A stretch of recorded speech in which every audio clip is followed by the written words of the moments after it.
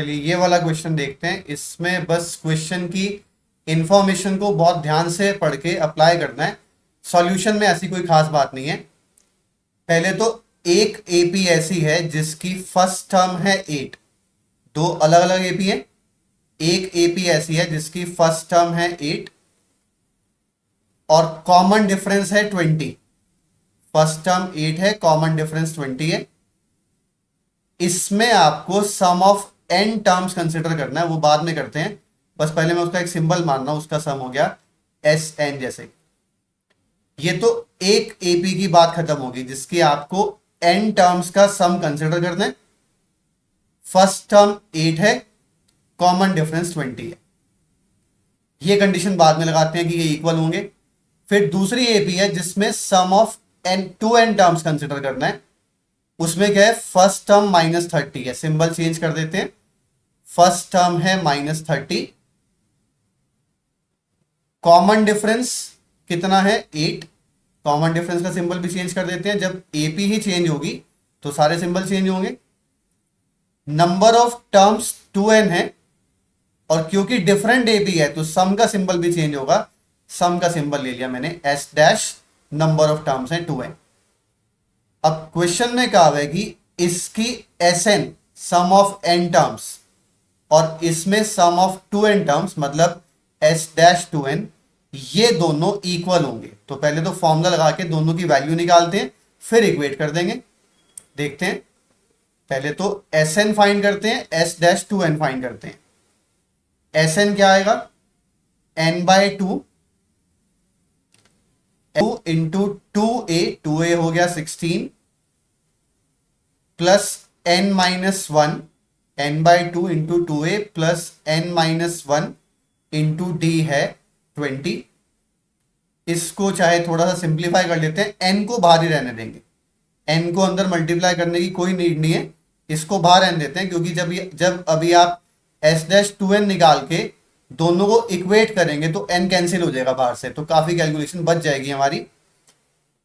ये आ जाएगा 20n को तो पहले लिख देते हैं, ये बनेगा 20n और यहां से -20 प्लस 16, -20 प्लस 16 हो जाएगा -4। तो ये बन जाता है, अगर आप यहां से 2 कॉमन लेकर कैंसिल कर दें तो ये बन जाता है n इंटू 10n-2। ये तो Sn की वैल्यू बन गई। ये हमारे पास Sn की वैल्यू आ गई सिंप्लीफाई करके। अब ये भी फाइंड कर लेते हैं, S dash 2n। S dash 2n बनेगा n/2 number of terms upon 2 into 2a। 2a आ गया -60, इस केस में 2a बनेगा -60 2a प्लस n-1 होता है ना, और n यहां पे क्या है, नंबर ऑफ टर्म्स क्या है यहां पे 2n। n-1 इंटू डी की वैल्यू, इस केस में डी की वैल्यू है 8। तो यहां पर आप देखें ये 2 से 2 कैंसिल हो गया। तो अब ये बन जाता है, n तो बाहर ही रहेगा,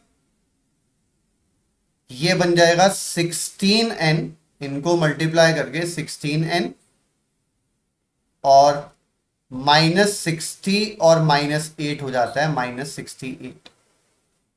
अब क्वेश्चन में जो कंडीशन दे रखी थी, आपने Sn भी निकाल लिया, S डैश 2n भी निकाल लिया। अब जो क्वेश्चन में कंडीशन दे रखी है कि दोनों सम इक्वल हैं, इसको अप्लाई कर देते हैं।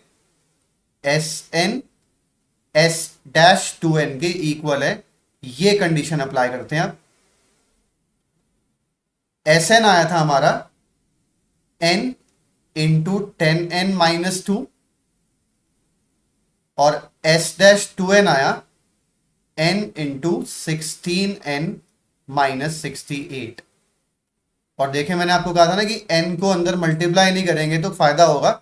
तो देखें उससे n से n यहीं पर कैंसिल हो जाएगा। बस आगे कुछ खास कैलकुलेशन नहीं है, इसके आगे सिंपल सा काम है। ये इधर आगे माइनस होगा, -6n हो जाएगा और ये इधर आगे प्लस होगा तो ये हो जाएगा -66। तो आप चेक कर सकते हैं सिंपली बिल्कुल n को नीचे लाकर 66/6 n की वैल्यू 6 को नीचे लाकर n की वैल्यू क्या आ जाएगी, n की वैल्यू बन जाएगी 11।